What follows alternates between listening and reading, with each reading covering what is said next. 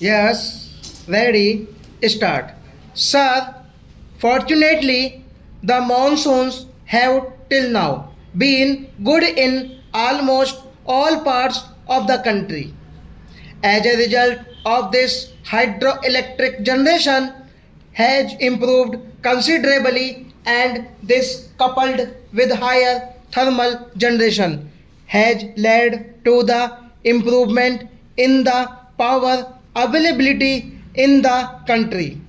A number of states which last year had sizable power cuts have removed them completely, and amongst these are, for example, states like Punjab and Haryana, and many members here from Punjab and Haryana will remember what a difficult time industries in both these states as well as agriculture had last year. In both these states this year there are no power cuts. Tamil Nadu has also removed all restrictions just now.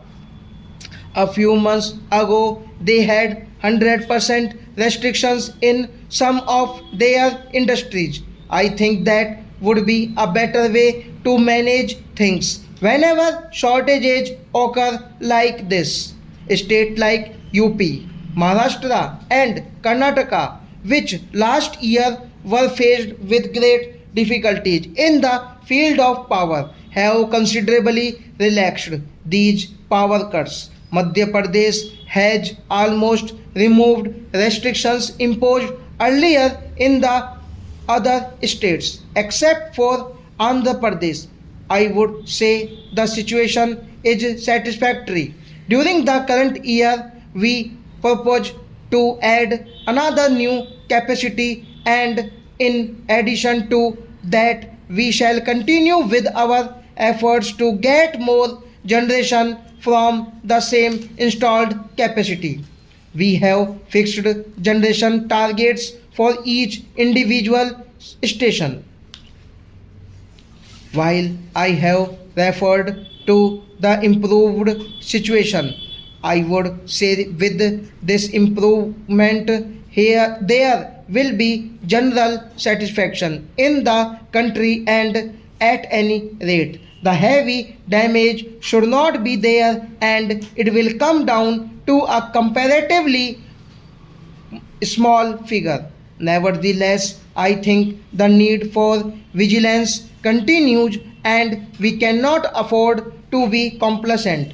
We have established a monitoring system through which we keep a watch on generation all over the country, and I get daily reports of generation from every single unit in the country, so that we can keep a close eye on the output of generation in all thermal station in the country, and we have asked the state governments to set up similar monitoring units so that action can be taken as and when difficulties arise. Instead of waiting for a long time to set matters right, because that does not really help us at all. We have been trying to improve the organizational arrangements.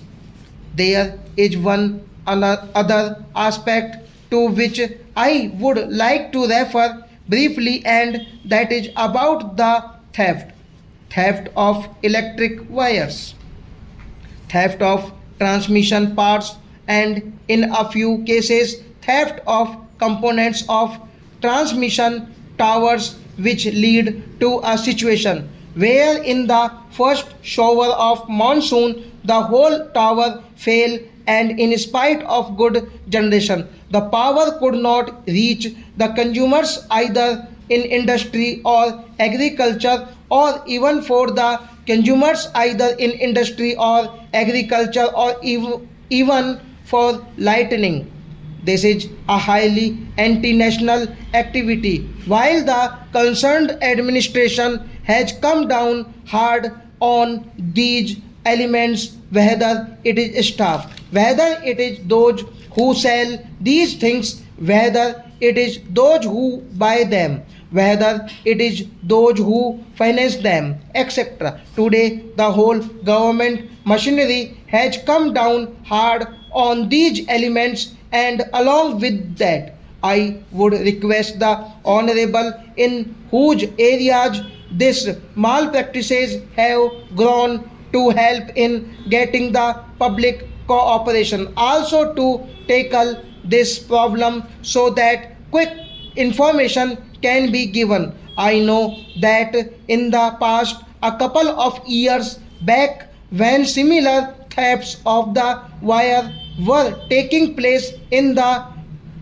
transmission lines of the railways, the public cooperation helped us very greatly in putting an end to this, and the police patrols also helped to a large extent because villagers were patrolling the railway lines and immediately they gave the information, and in some cases they apprehended the criminals.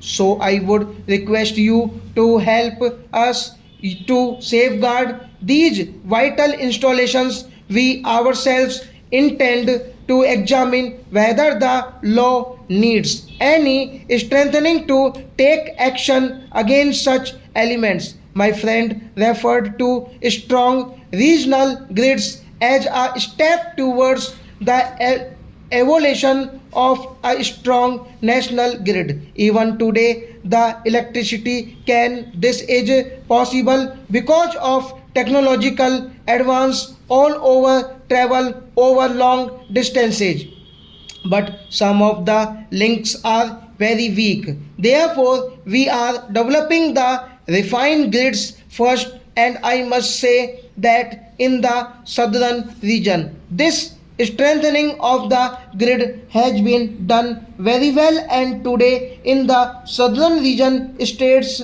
trade in power very readily goes because the network is there. Still, there is a gap even in the southern region which we are trying to fill.